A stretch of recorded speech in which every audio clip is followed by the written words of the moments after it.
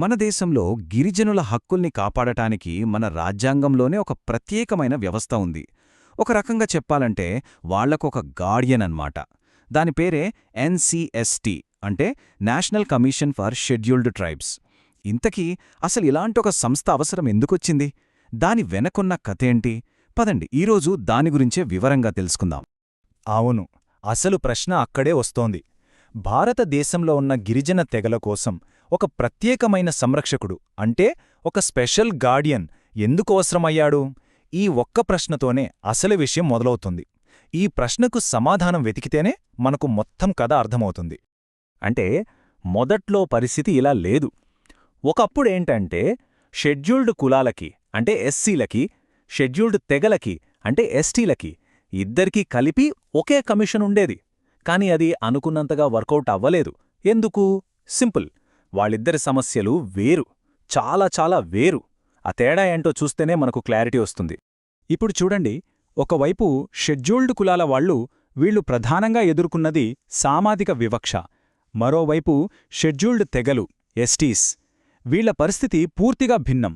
వాళ్ళు భౌగోళికంగా, సాంస్కృతికంగా చాలా ప్రత్యేకమైన వాళ్ళు. వాళ్ల సమస్యలు కూడా వేరే. భూమి హక్కులు, అటవీ హక్కులు, పెద్ద పెద్ద ప్రాజెక్టుల వల్ల నిర్వాసితులు కావడం, ఇలాంటివి. సో ఒకరి సమస్య సామాజికమైతే మరొకరి సమస్య జీవనాధారానికి సంబంధించింది. ఈ తేడాను ప్రభుత్వం కూడా గుర్తించింది. అందుకే అందరికీ ఒకే గొడుగు కింద న్యాయం జరగడం కష్టమని భావించి గిరిజనుల కోసం ఒక ప్రత్యేకమైన వ్యవస్థ ఉండాల్సిందేనని నిర్ణయించింది. సరే, సమస్య ఏంటో అర్థమైంది. ఒక ప్రత్యేక కమిషన్ అవసరమని కూడా తెలిసింది. ఆ తర్వాత ఏం జరిగింది? గుర్తించడమే ఒక పెద్ద మార్పుకు దారితీసింది. ఒక చారిత్రాత్మక సవరణ జరిగింది. అదే ఎన్సీఎస్టీ ఏర్పాటుకు పునాది వేసింది. ఇంతకీ ఆ ప్రయాణం ఎలా సాగిందో స్టెప్ బై స్టెప్ చూద్దాం. ఈ టైంలైన్ చూస్తే మనకొక క్లియర్ పిక్చర్ వస్తుంది. మొదట 1990లో 65వ రాజ్యాంగ సవరణ ద్వారా ఎస్సీ ఎస్టీలకు కలిపి ఒకే కమిషన్ ఏర్పడింది. అదొక స్టార్టింగ్ పాయింట్. ఆ తర్వాత 1999లో గిరిజన సంక్షేమం మీద ప్రత్యేకంగా ఫోకస్ పెట్టాలని ఒక కొత్త మినిస్ట్రీ ఆఫ్ ట్రైబల్ అఫైర్స్ని ఏర్పాటు చేశారు. ఇది చాలా ముఖ్యమైన అడుగు. ఇక అసలైన టర్నింగ్ పాయింట్ వచ్చింది 2003లో. 89వ రాజ్యాంగ సవరణ చట్టం ద్వారా ఆ ఉమ్మడి కమిషన్ను రెండుగా విడగొట్టేశారు. ఫైనల్గా 2004లో రాజ్యాంగంలో కొత్తగా ఆర్టికల్ 338ఏను చేర్చి దాని కింద కేవలం షెడ్యూల్డ్ తెగల కోసమే ఈ నేషనల్ కమిషన్, అంటే ఎన్సీఎస్టీ, అధికారికంగా పనిచేయడం మొదలుపెట్టింది. మరి ఇంత పవర్ఫుల్ కమిషన్లో సభ్యులుగా ఎవరుంటారు? దీని స్ట్రక్చర్ చాలా సింపుల్. ఒక చైర్పర్సన్, ఒక వైస్ చైర్పర్సన్, ఇంకా 3 సభ్యులుంటారు. వీళ్లందర్నీ రాష్ట్రపతి అపాయింట్ చేస్తారు. వీళ్ల పదవీకాలం 3 సంవత్సరాలు. ఒకే వ్యక్తి ఎక్కువ కాలం ఉండకుండా కేవలం 2 సార్లు మాత్రమే ఈ పదవిలో ఉండేందుకు అవకాశం ఉంటుంది. దీనివల్ల కొత్త ఆలోచనలకు స్కోప్ ఉంటుందన్నమాట. ఓకే, కమిషన్ ఎలా ఏర్పడిందో, అందులో ఎవరుంటారో చూశాం. ఇప్పుడు అసలు విషయానికొద్దాం. దాని పనేంటి? గిరిజనులకిది ఆచరణలో ఎలా సాయపడుతుంది? దాని విధులు, బాధ్యతలు ఏంటో వివరంగా తెలుసుకుందాం. సింపుల్గా చెప్పాలంటే ఎన్సీఎస్టీకి 2 కీలకమైన బాధ్యతలు ఉన్నాయి.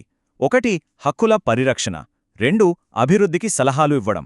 అంటే వాళ్ల హక్కులకు ఏ భంగం కలగకుండా చూడాలి. అదే సమయంలో వాళ్ల అభివృద్ధికి ఏం చెయ్యాలో ప్రభుత్వానికి సూచించాలి. మొత్తం పని ఈ 2 పాయింట్ల చుట్టూనే తిరుగుతుంది. దీని విధుల లిస్టు చూస్తే చాలా పెద్దదే.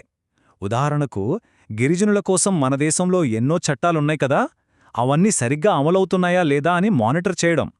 ఎక్కడైనా తమ హక్కులకు భంగం కలిగిందని ఎవరైనా ఫిర్యాదు చేస్తే దానిపై లోతుగా విచారణ జరపడం.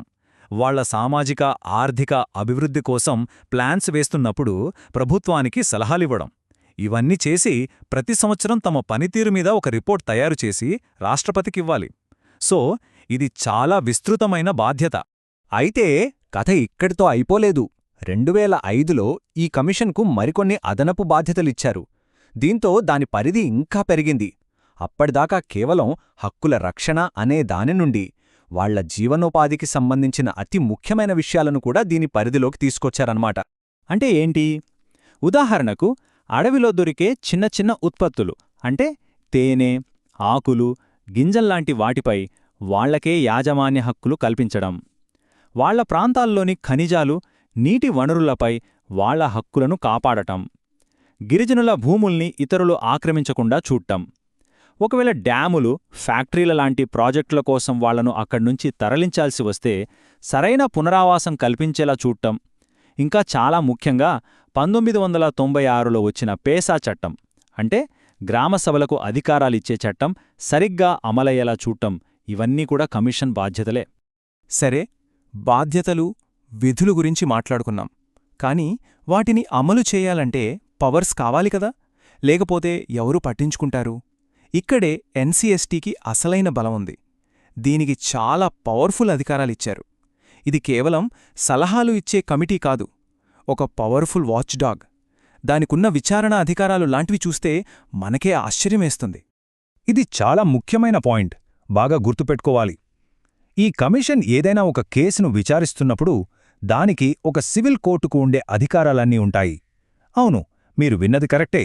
ఒక కోర్టుకుండే పవర్స్ అంటే సాక్ష్యాలు సేకరించడం, వాంగ్మూరాలు తీసుకోవడం, అన్నింటికీ దానికి పూర్తి చట్టపరమైన అధికారముంటుంది.